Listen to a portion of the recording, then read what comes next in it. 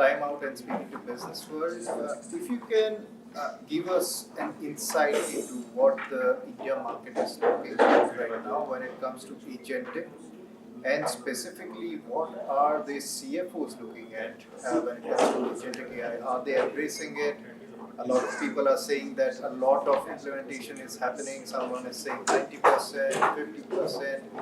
What is your broad experience? What are the peers saying in the market? Thank you for having me. I think if you look at the overall India perspective, the numbers speak for themselves. I think we are in an economy which is growing the fastest in the world. We will soon be the third largest economy in 2 to 3 years. And our Prime Minister has set up a very ambitious target for us to be the developed market by 2047. Now, all of that comes with some sustained, consistent growth. And that would mean each one of the sectors, each one of the businesses, and each one of the industry has to really fire and unleash growth if we need to really achieve the target as we go forward.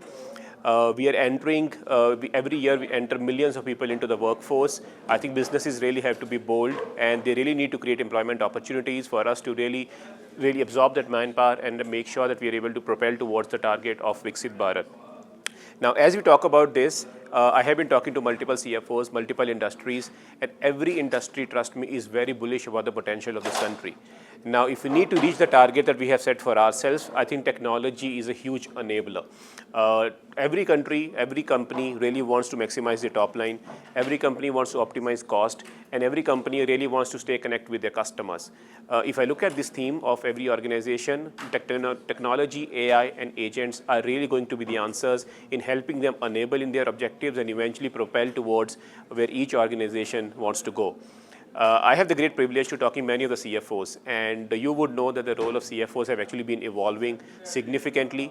CFOs are now at the front and center in any organization, and they are so-called co-pilots in really shaping the direction of the business of each of the organizations that they are in.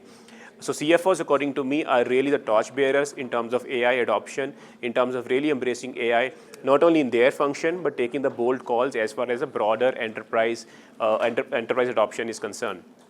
So in our customer base, I think Agentforce is something which a lot of our customers are actually trying. There is a lot of POCs and the projects which has actually taken off, and it's great to see the results are very, very encouraging. And slowly we will start to see it expanding across multiple portfolios, including enterprise-wide adoption. If I talk about us, at Salesforce, we believe in using our own technology or tasting our own wine.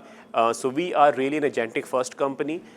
In finance itself, there are multiple examples of how we're leveraging Agentforce, whether it is in the area of procurement or whether it is in the area of IR or whether it is in the area of AR and AP. I think Agentforce has started to give us some really good results. And as a result of which, we are not able to only improve the productivity, but I'm able to use my finance employees to a lot more value-added activities as we go forward. So I think AI, we are in a very critical moment in the history of technology evolution. Great to see CFOs at the front and center embracing technology. And I believe CFOs have a huge role in embracing AI, embracing technology to make sure that they are making the future organizations ready for growth. Karun, give me a perspective on how easy life has become. That is, productivity is something that we talk about a lot. But has life become easier for you, or is it a continuous learning curve? Because you know that Salesforce is at the forefront, but then again, that makes your job to learn it as well and implement it as well. So, Yeah. how has your life changed from Gen AI to last year? Everyone talking about agentic, and now we are talking just about agentic. So, if you can talk about that. No, great question. I think it has been a constant evolution. The way I look at it over the previous 10 years, I think we started with basic automations and the bots to start with. Then we went into the era where we started to do predictive AI. And then came the AI, the agentic AI. We are actually now moving forward with really deploying agents. I think through this cycle, it has been an area of learning, continuous upskilling, and making sure that you stay relevant. If I look at businesses around us, businesses are becoming quite complex. We live in a VUCA world where CFOs are uniquely positioned to really navigate the companies through this VUCA world. And hence, as a result, I would say for me personally, it has been a continuous journey of evolution. I need to continuously see how do I improve the productivity of myself and my team, how do I make finance organization ready to embrace the change, and how do I make sure that my finance organization is at the front and center, really shaping and driving the organization forward. So I think it has been a constant journey of evolution. We have been embracing technology. We have been having a lot of use cases internally. But what it has done is, I can't say it has made lives simpler as such, but it has really made us a lot more productive. As a result of leveraging technology into our own function, I think we have really earned a seat at the table because we have got that much more time where we could actually spend on the value-added activities. So I think it's been a journey. We are very excited about this journey. There is lots of learning, lots of personal growth, and in the process, if you're able to add value to the organization that you work at, it is quite satisfactory from a career and from an employment standpoint.